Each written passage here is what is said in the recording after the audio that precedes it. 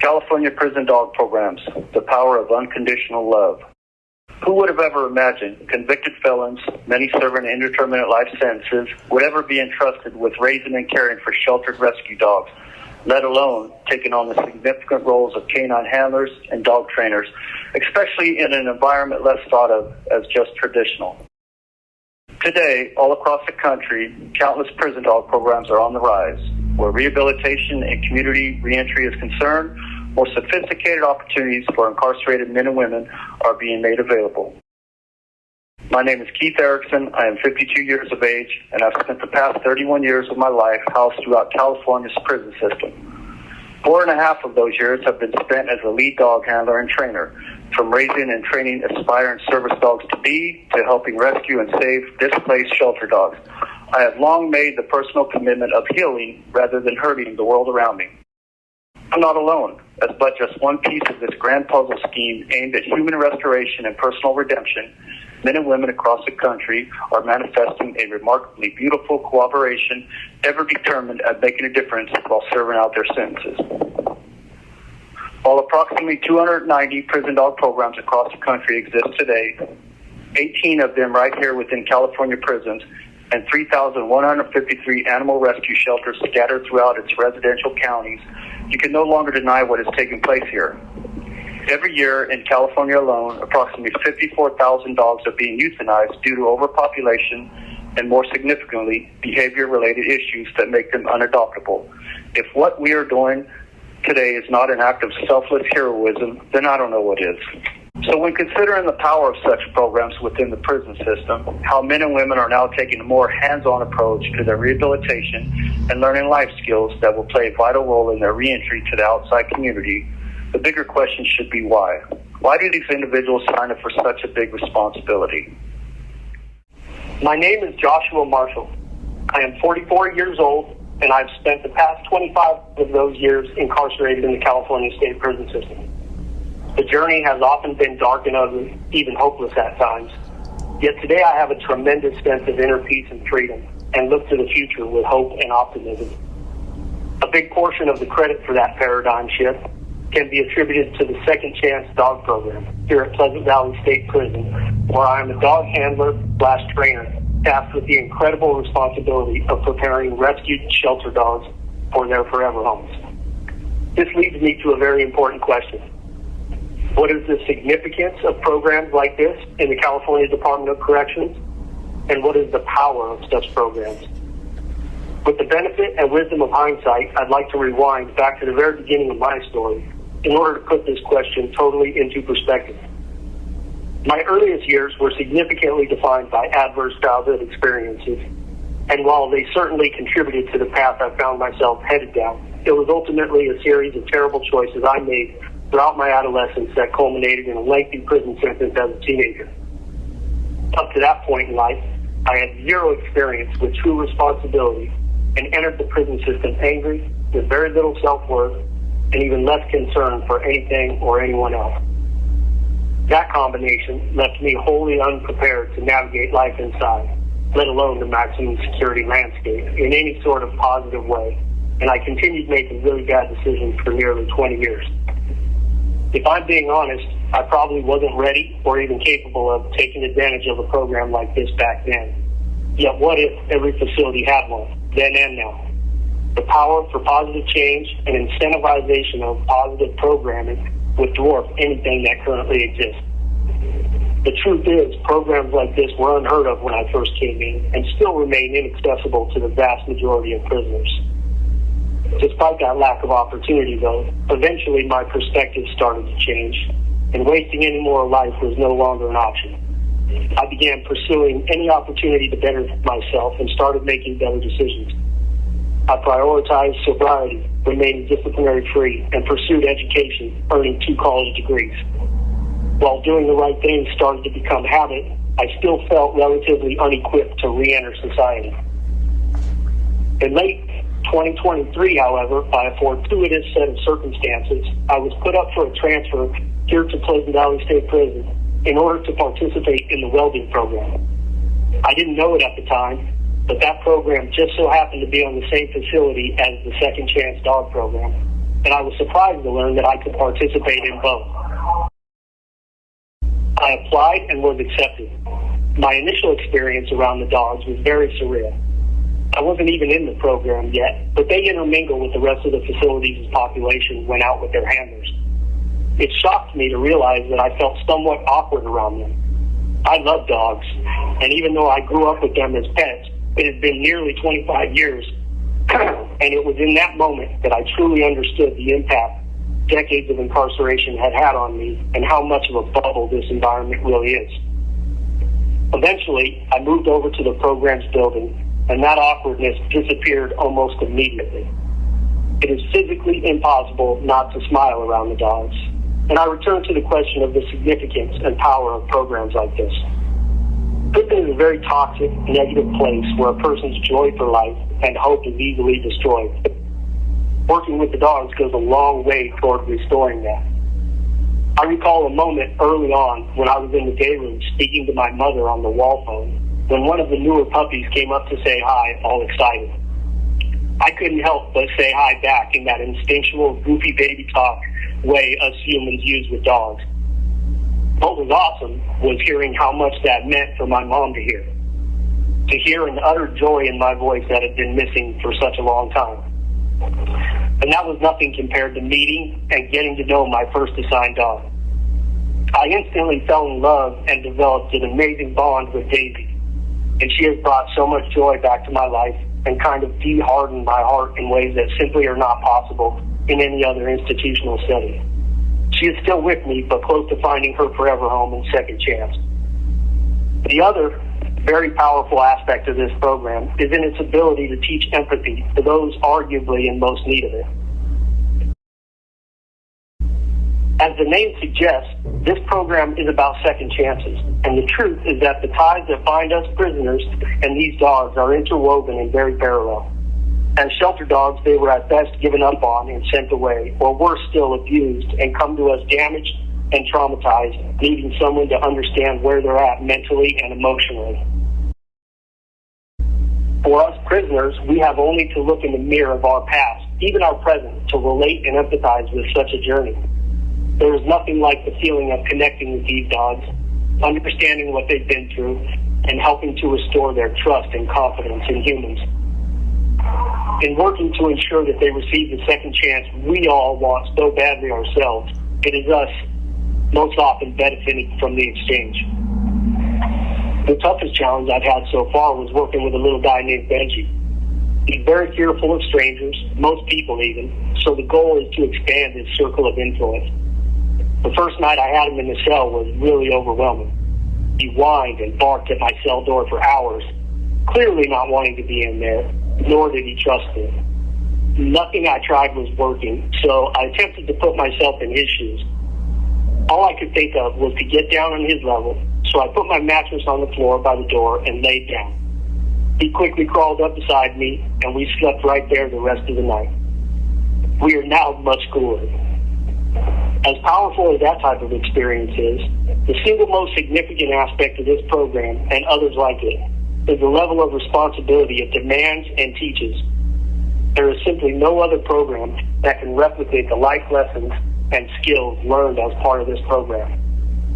These dogs depend on us for everything: their overall well-being and safety, emotional and mental health, and even basic survival needs. On top of that is the training required to ensure that they get adopted and not given up on again. That is a massive responsibility. And for me personally, this program represents the first time in my life that I've had to care about something else as much as, if not more so, than myself. If for only that reason alone, it would be a net positive.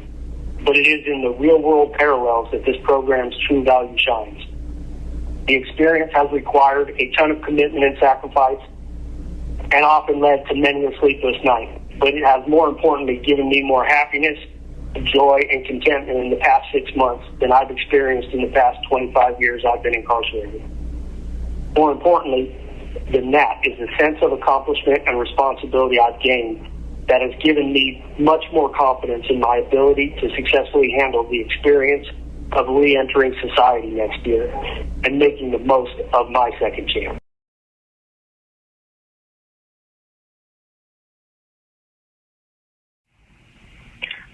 Hi, my name is Ralph Valenzuela Jr. My stance on making amends is how I live my life today. I no longer engage in violence, gang activity, or use drugs or alcohol. For so long, I lived a selfish and reckless lifestyle, having no regard for my life or anyone else's. Today, that isn't the case. Today, I live my life with purpose. That purpose today is helping these poor dogs who have been given a second chance at life. These dogs that come to us from the shelter have experienced life traumas like abuse, neglect, or they just have behavioral problems that people just don't want to deal with or don't have the time to. But none of this would be truly possible if it wasn't for the existence of Wiley's Wish. And given the opportunity to be part of this program is truly a blessing. And since the Second Chance Canine program has become part of my life, it is one of the biggest forms of making amends that has truly impacted my life. It has taught me a priceless life lesson, that life is truly precious, that all forms of life are truly precious. My personal rehabilitation, I take it very seriously. Being a SAT mentor, a dog handler, a positive programmer, but most importantly, being that positive role model for my peers and community at PVSP is who I am today. The Second Chance Canine program has truly helped me to continue to embody this lifestyle of rehabilitation, being able to give back through rehabilitating these poor dogs that come to us with many issues like behavioral issues, won't sit, won't listen, or might even have eternal issues like anxiety, fear, just to name a few. But I believe that I'm giving back on a much grander scale because the dogs that come to us are damaged by people and life. But they live here better than they first came in. One of the ways I give back to the community in here and out there is through the Second Chance Canine program and being able to utilize my tools I have learned in my recovery. For example, being able to display compassion, love, care, empathy, but most importantly, being able to display my nurturing side through the Second Chance Canine program has truly impacted my life. And one of those ways is by instilling life back into me. By instilling life back into me, because for so long I was this lost person who was dead inside. But because of programs like the Second Chance Canine program, I have life and purpose now. Thank you, Second Chance Canine program, for giving me life. My name is Amritraj Athwal. I'm currently incarcerated in the California Department of Corrections, serving a sentence of life without the possibility of parole. And I am a proud member of the Second Chance Canine program here at Pleasant Valley State Prison. This program has helped change my perspective on relationships, both inside and outside of prison, in a major way. My perspective before this program on any associations with other inmates was very one-sided. I held the same high expectations I have for myself on anyone I crossed paths with. The moment we had a disagreement or they didn't meet my expectations, I would disassociate from them. Being in this program has forced me to work with many different personalities, all of which are at different stages of their recovery. I'm learning to allow people to hold their own perspective, respect their opinion, and be able to work together to help the dogs. I am reminded that I struggle with many of the same demons that many of my peers deal with, both in this program and outside of it. I realize that the expectations I hold of myself are very important. Despite me being younger than some of my peers and the other things that make us unique, we are all in the same place, prison. All of us struggle day to day with life's inevitable struggles. Instead of holding others to unreasonable expectations, I hold myself accountable and try to lead by example. I have been told numerous times over the years that I give people hope. Serving a sentence which leaves most people crushed and hopeless, I remain positive, selfless, and motivated. This is truly the only way I can motivate and inspire others to be their best. Another way being in this program has changed my perspective on relationships is with my family outside. I would like to take you back a little to explain. When I was a free man, I lived a very selfish lifestyle. Any relationships in my life were based on how I could benefit or what they could do for me. I adopted my friends as my family and pushed my family away because I was so obsessed with my criminal lifestyle, and that was what I valued most. I was distrustful of everyone and became very antisocial. Not just isolated, but to the point where I felt it was me against the world. It wasn't until I was arrested for my life crime that I really was forced to examine who I'd become, who I had neglected, yet who was really still here for me. I began apologizing to my loved ones for being so blinded. I expected them to forgive me, but these were only words. Being in the dog program has helped me to actually put my amends into action. Today I realize that I don't deserve forgiveness, because if my change is conditional on whether I am forgiven, it isn't sincere. My remorse to my victim, to all the lives I have impacted, is what drives me to wake up daily and put my selfishness to the side and put these amazing dogs first. I thrive on seeing these dogs progress. Seeing them go home is a sad yet joyful and empowering experience, because for the first time in my life, I am actually developing self-worth, confidence in my potential to nurture another beautiful soul's life instead of harming and taking from others. This program has helped me to learn so much about who I am. I am a compassionate, humble, selfless, and outgoing human being. These dogs have by far done more for me than I could ever do for them. Today I have a newfound discovery about myself. I can care for a child, a dog, an elderly person, anyone that is of need. Coming from the selfish, and careless and entitled person I had convinced myself I was, has been a full circle moment.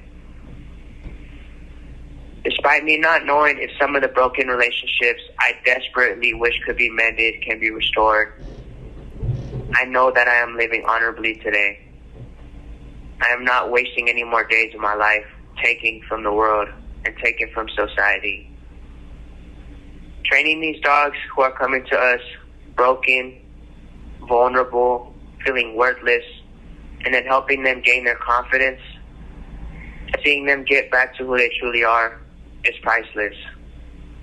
I'm grateful for the opportunity and cannot put in words how much it has truly done for me. Thank you for your time, and God bless you all. Hi everyone, my name is Manuel Garza.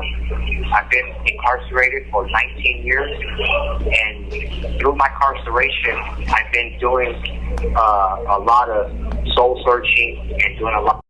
And what has brought me to this program, well, as for me, what brought me to this program is something that I've never been a part of. I've been involved in self-help and soul searching for the past 10 years now. Over the years, I've learned that all my past traumas dictate my thoughts, emotions, and actions. Having a son at the age of 12 years old, I didn't have any idea of what responsibility really was, because I was a child. But now that I'm older, I finally got the concept of being responsible and holding myself accountable. When I do something wrong, the person that I am today, I have to fix it. Once I was given the chance to be part of a great program such as this Second Chance to you. At first, I was scared, only because I've been away from dogs for 19 years, and I didn't really know anything about training dogs. In all reality, dogs are just like little kids. It doesn't matter how old they are kids.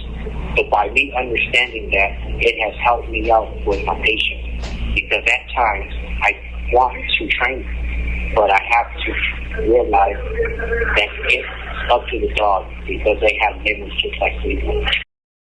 Being in this program, I've learned that there's no difference between us and the dog, because some dogs have traumas as well, just as we do. To be completely honest, this program has helped me out tremendously. Having a purpose, there's no better feeling when you train a dog and see all the progress that was made and you see your dog get adopted. It's a great feeling to know that they will have a forever home. It also gets hard because you get attached to these dogs like they are your own kids. For an example, I had a dog that I was training. His name was Shadow. He was a pit bull mixed chocolate lab. He was so lovable and super calm to train. It's crazy to see that all dogs are different with different languages, such as food. Some dogs love certain treats, and some dogs just love toys. Also, we have another dog. Her name is Shelly. She's a Queensland mix with Border Collie. She could be a handful at times, but I've learned working with Shelly that her love language is playing. With her, that's how you build a bond with her. And Jelly Bean has helped me out a whole lot with becoming a better dog handler and trainer. This program is my way of giving back and is my purpose. So when I go home, I will go and work to train dogs, because it's a forever home and to feel that love that we can give them. Also, that says that dogs are man's best friend. It took a long time for me to see that, but now I understand it. Dogs will love you with every part of their being. They will be there to console you when you're having a down day or having an anxiety attack. As for me, well, I've seen that firsthand where I've had a lot of anxiety. We have a little dog named Meech, which she is adorable little Frenchie. She will come up and lick my face to let me know, I believe, that she's letting me know everything's going to be okay. And my anxiety calms down. By that experience, I've seen it firsthand, because I've been through a huge part to see dogs have a home, to never be in a shelter, because they don't deserve to be in a shelter. They deserve to have a loving home, to see with people that love them and give them the care that they deserve. Josh, Ralph, Amritraj, Manuel, and myself are all but a small portion of this unique tapestry. The Second Chance Canines program of Wileys Wish Animal Rescue and Pleasant Valley State Prison's overall administration are helping change the trajectory of what can actually be accomplished when everyone is willing to work together, striving towards the same goal, to save more than just the lives of these dogs. Well, now I have Angel on the line with us, and I'm going to ask you, Angel, to introduce yourself and share your role with Wileys Wish, the Second Chance Canine program, and how it got started. Hi, I'm Angel with Wileys Wish. I'm the founder and director of our prison programs. We started Second Chance program early January this year. We have a couple other programs in other prisons that we've been working with, but Second Chance is fairly new to us, but we've been loving it so far. What do you believe is the biggest exchange that takes place between a rescue dog and their handler? I'd say, the biggest exchange would probably be just seeing the guys overcome some of their fears and having them, gosh, there's so many different things that they give each other, but the dog shows the inmates unconditional love, which is something that a lot of them haven't had in a very, very long time. And as far as the guys, they grow to be better people. They change. They They all have different reasons why they're in there. We don't judge on those reasons, and a dog definitely does not judge anybody for anything they've done. Do you feel that your programs offer something unique in regards to what other rehabilitative programs are that already exist in the prison systems? Yeah, I definitely feel, with having any kind of animals involved, it's definitely a very good healing aspect for some of these individuals. We offer a lot of different certifications with like vet techs and with all different kinds of training programs. So when they get out, they have a better chance at finding something to focus on, and it gives them hope to enter back into society. And what would you like the outside community to know about your mission and the mission of the men and women sharing your journey across the country? We're just trying to get out there and try to get all these dogs adopted. All the dogs that do go through our programs are phenomenal. They've all started with trauma, with aggression, with abuse, neglect. And after they complete their at least 3-month program, these dogs are very highly adoptable, and we just got to get them noticed. And one other thing I'd like to ask you is, how can people find out more information about Wileys Wish? And I'm sure you must also take donations.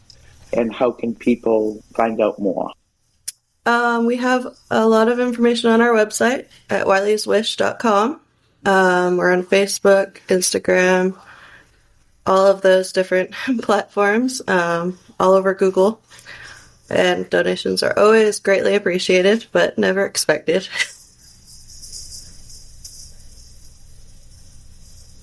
And now I'm going to ask one more question before we wrap things up. Yeah.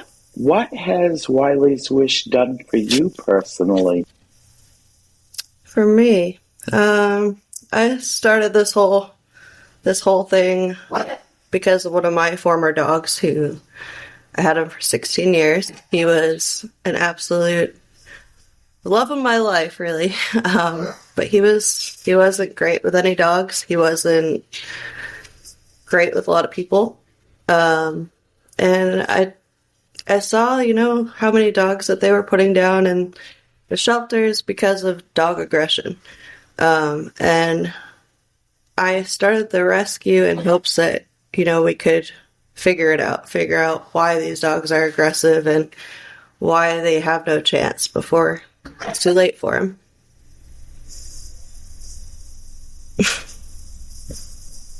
Well, the one thing that I love about this is I see the changes in the men, Yes. and it's really amazing. And I want to thank you so much for joining us today. And I love the idea we have a dog in the background because that's your work and that's your life. There's so it's great that in the background. their little voice is being heard also. Yes. So thank you so much, Angel. Thank you. The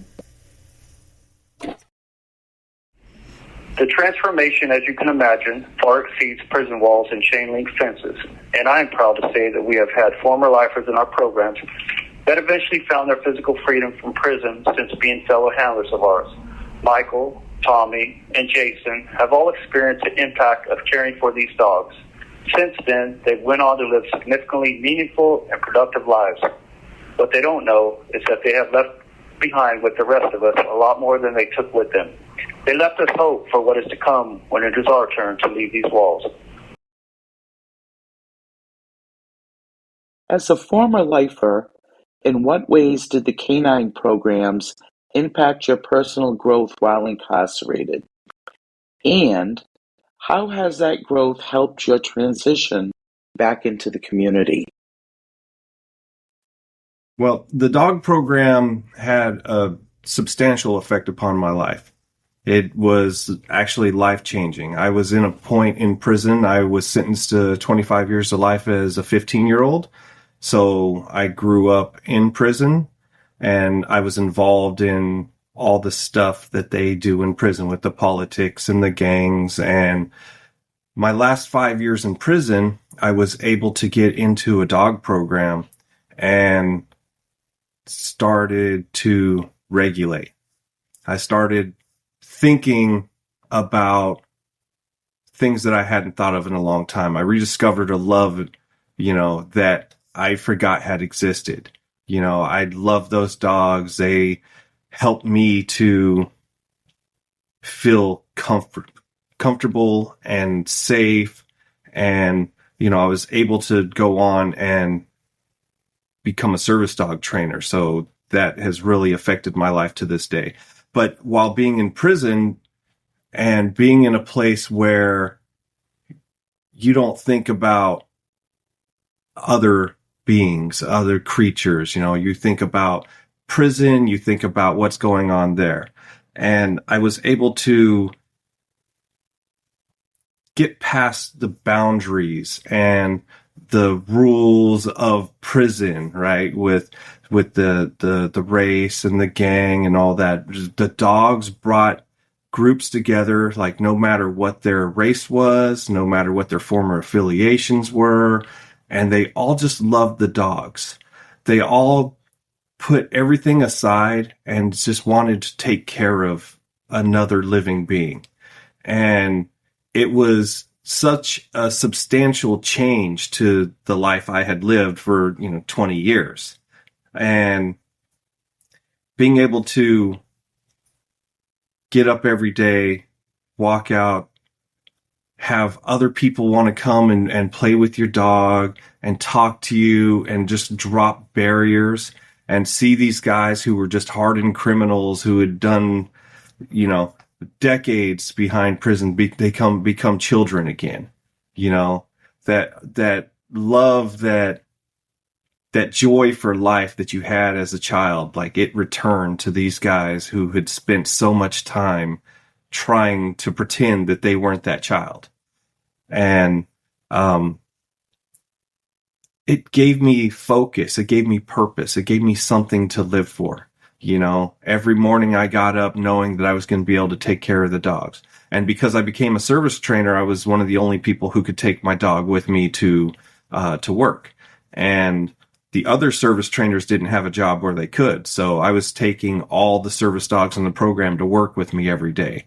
And, I got to do the public access forms. I got to train them how to go and get medication, respond to, seizures, panic attacks, different types of things. So every day I had a dog with me and I just got to keep doing something that was having meaning, that was going to change somebody's life.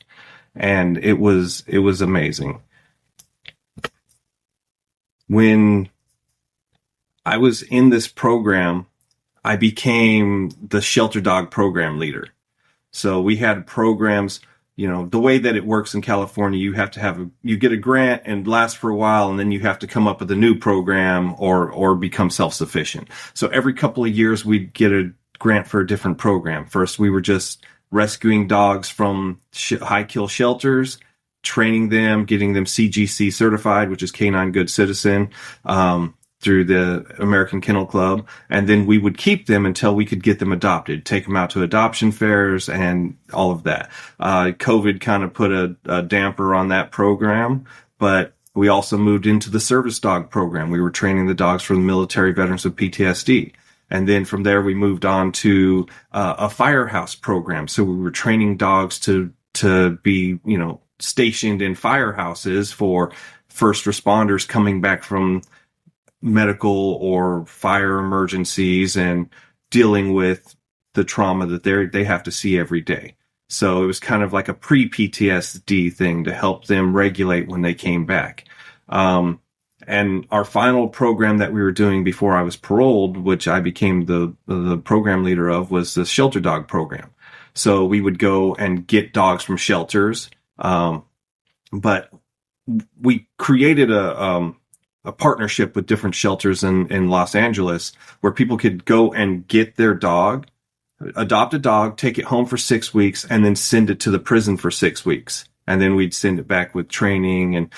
And part of my responsibilities was to create a program, a training regimen for every single dog. And at the height of our program, we had 40 dogs and 115 trainers.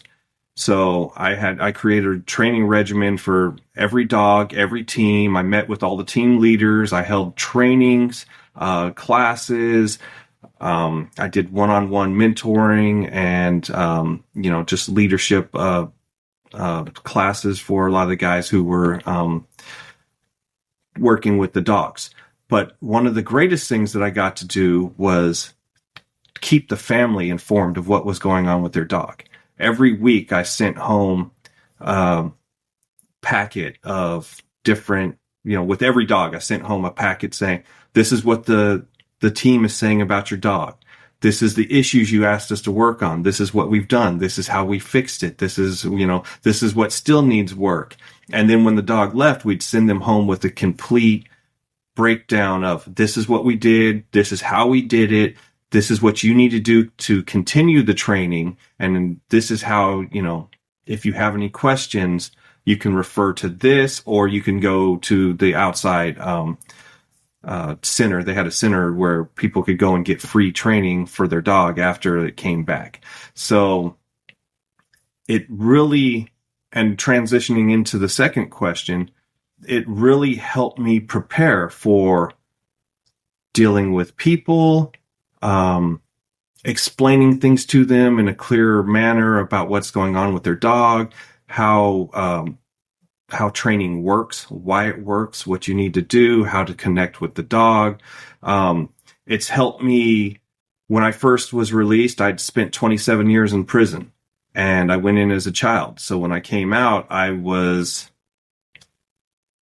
nervous. I didn't really know how to transition back in, society just right away. But I was fortunate because some of the people in the transition home that I was at, the people who ran the transition home, they had a dog, and they said, here, just train our dog. So everywhere I went, I had this German Shepherd with me, and I felt happy. I felt safe. I felt useful. I felt like I was in my world and I could interact with the other people, so anyone talks to me about a dog, I could come out of my shell very quickly. But it's worked because I went on to start my own dog training business. I use dogs in my other work with people who are incarcerated, specifically kids incarcerated in a juvenile camp. I take my dog and go there and let him interact with all the kids and help them to start being kids again, start regulating and not trying to be so tough and be part of the gang lifestyle and try to keep them from going back to prison. I'm working on doing stuff inside prison with dogs again, talking to different prisons to get me in there to help them train their dogs, their service dogs in particular. I've also worked with organizations which are training service dogs for vets with PTSD, and on my own time, I do that as nonprofit work as well. So dogs not only changed my life, they saved my life. Had it not been for a dog program in prison, I would have died in prison. So, thank you. As a former lifer and having navigated the prison system for as long as you had, what was your experience like working with the rescue shelter dogs, and how did it relate to your own challenges in life? My name is Tommy Traver. I don't know. I think for me, it might be different than some. I had already been in a previous dog program, so I kind of knew what to expect when I started dealing with rescue program. The dog program I was in prior was with puppies, so there was some apprehension about dogs with traumas and different kind of experiences for me. It was what are they going to be like? What kind of behavioral issues they're going to have? But I mean, shortly after the program started, I realized that a lot of the same anxieties that I had going into prison, all of these. I mean, these dogs exhibited a lot of the same behaviors. I mean, obviously in a dog's type of way that we did, you know, and it took, that it was going to take a lot of like compassion and patience and, you know, just consistency to help them work through those issues so that they can become better versions of themselves. The same thing that we asked for from, you know, our families, and, you know, especially when we began the change, when we began to move forward in our lives and try to leave the old life behind. You know, it took a lot of patience and self-examination, but also from outside looking in, we needed that support. You know, we needed that safe place to where we could go and become, you know, better versions of ourselves. And that's what we were trying to provide for these dogs, is a safe place for them to grow, to overcome their traumas, and to be better versions of themselves, so that when they do get adopted, they get adopted into a home and they don't come back, you know, because our program specifically rescued kill shelter dogs so that they wouldn't be put to death, you know, dogs that for whatever reason were abandoned, some puppies, some, you know, older dogs, whatever the situation might have been. So for me, that was the, you know, working with them was, it's like working with us, you know, working with each other. And, you know, it's like you know, later on in my prison term, after I had already kind of turned the corner and was trying to get out, trying to, you know, change my life, you know, I worked with a lot of young guys that had just come into prison, you know, and working with the dogs had a similar effect. You know, it was patience and consistency and being a good role model, even for the dogs, but also for the other inmates. You know, dogs change the dynamic of any yard that you're on. Any yard. When a dog comes onto the yard, everybody, no matter how hardcore they might think they are, they start making little baby voices and talking to the dog, and they get down on their level and they want to pet them, and it takes them back to their childhood, to a time before all the nonsense of life gets in the way, you know. And so I mean, even one dog, but you know, when you have a whole building full of dogs and everybody on the yard is able to pet them and interact with them and, you know, have time with them, it's not just good for us, but it's good for the dogs, you know, to socialize them, to have multiple people, even outside of the dog programs, be able to interact with them.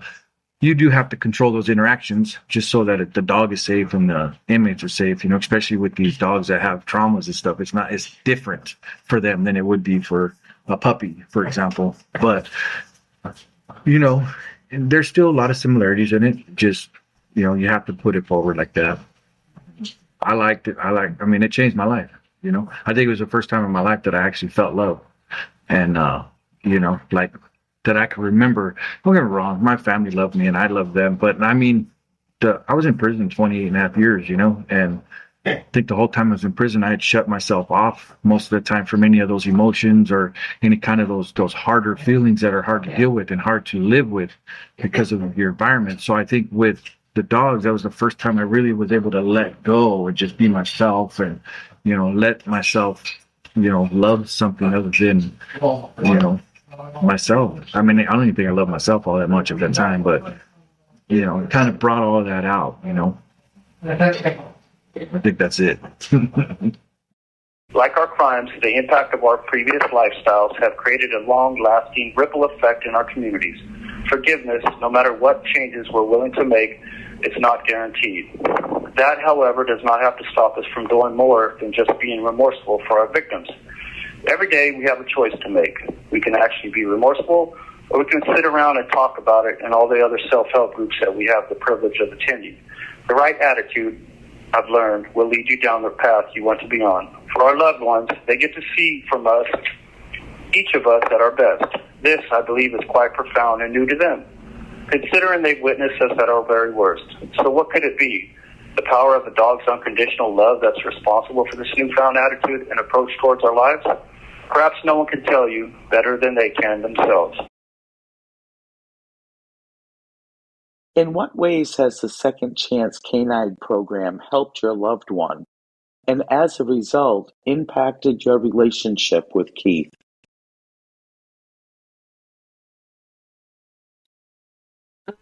Well, first of all, he is not guarded. When we first met, he was extremely guarded and had walls up. And with being able to be in the dog program, he's been able to let his walls down. He's like a big kid with my kids. He was very on the self-defense side, and was trying to just kind of like stay his distance. He now is just so loving and kid-like with the dogs. He gets so excited when he comes back from even as long as he's been in the program, he still gets extremely excited about the dog program and teaching them new and good habits for their forever home. It has helped him tremendously to be a better person.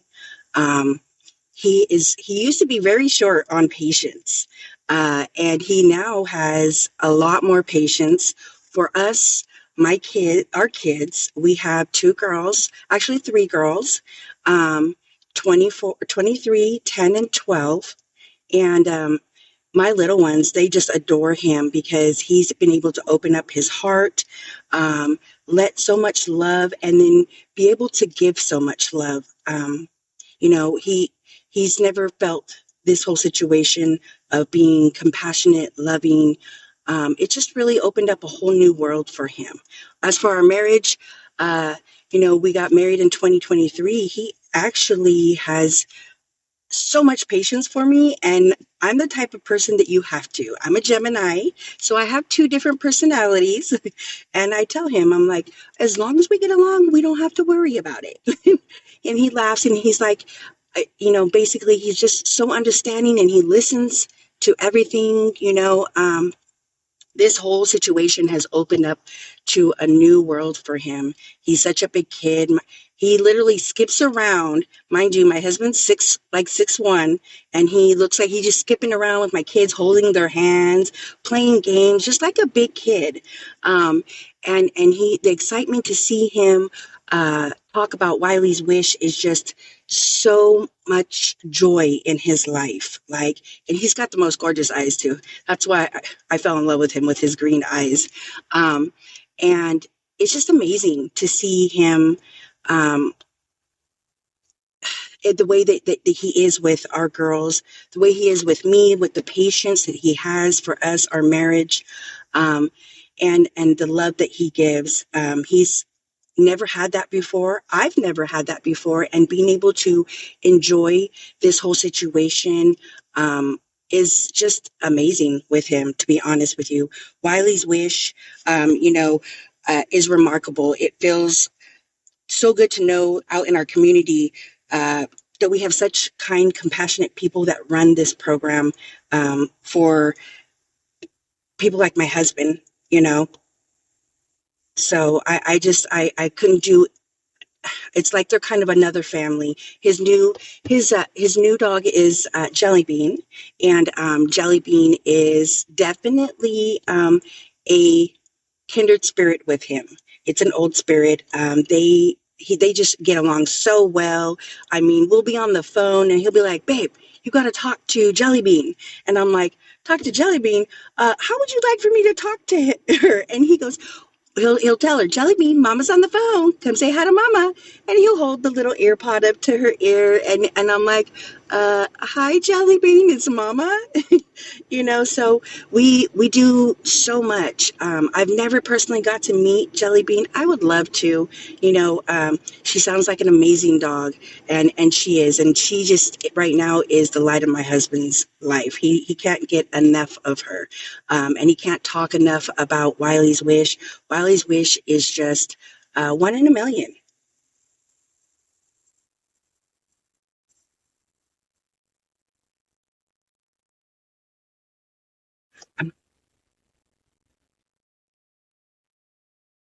Hi, Shelly.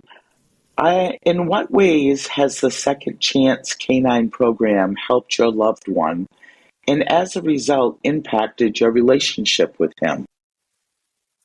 Hi, Valerie. Thank you for doing this interview, and I'm so happy to be able to be a part of it.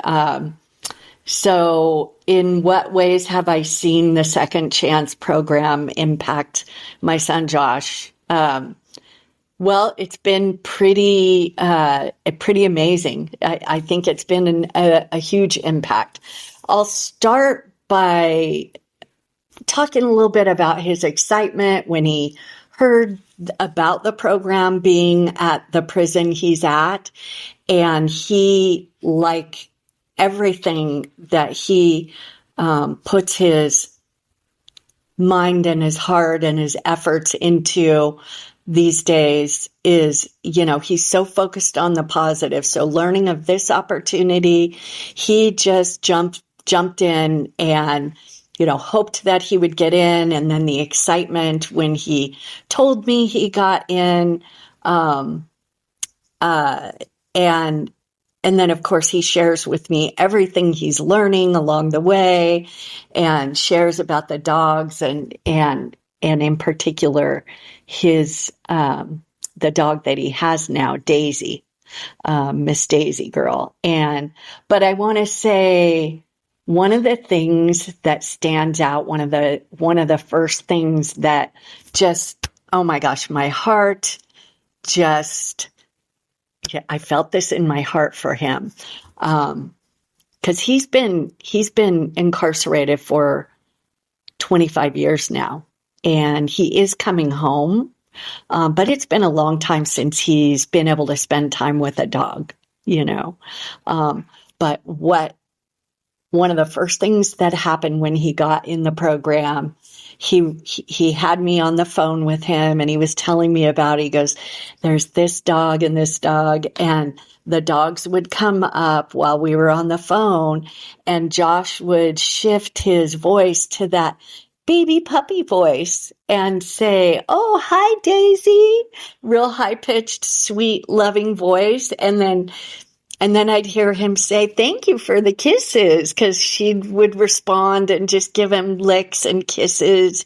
And oh my gosh, that was, I'm a dog person. Our family has always had dogs. So Josh grew up around dogs. We had a Irish setter and a golden retriever when he was growing up, Tanya and Travis. And so, but it has been many years. And so for him to be able to connect with doggies and just get into that heart space, and give love and receive that unconditional love of the puppies has been amazing. So the other thing I want to say is that, Josh takes the training he's receiving so seriously. So they are trained to actually to train the dogs. So, and he takes it so seriously, and really all with caring for the dog, giving the dog the best chance at being adopted, for the dog to be able to learn what it needs to learn to be adoptable. And so he has taken that so seriously. And the program that they teach them to use, the behavioral training program, is really pretty amazing. Josh has shared some of the tips, and I actually have begun to use them at home a little bit. So it's, our relationship, Josh and I visit him, we talk all the time, but this is the thing in a long time that I've seen him just really light him up, to really engage him, to open up his heart. And I think it's just so perfect because he's going to be coming home next year. And this is just another level of preparing him. And I'm just so happy he has the chance to do this program. And I know he is too. The dog he's been training, Miss Daisy, is doing so well. And I understand she was just chosen to be adopted by a family. And while he says it's exactly what they've been working towards. And he's so happy because she came in as a very excitable puppy, and now she has a lot of skills to, she's completed a lot of the training, and so she'll be adopted, and it'll be a little bittersweet for him, but he's happy for her, and he's looking forward to the next dog that he will get to work with. I know they have new dogs coming in all the time, but yeah, it's been great for Josh, and I think the program is a great opportunity for any of the inmates, and I hope they continue the program.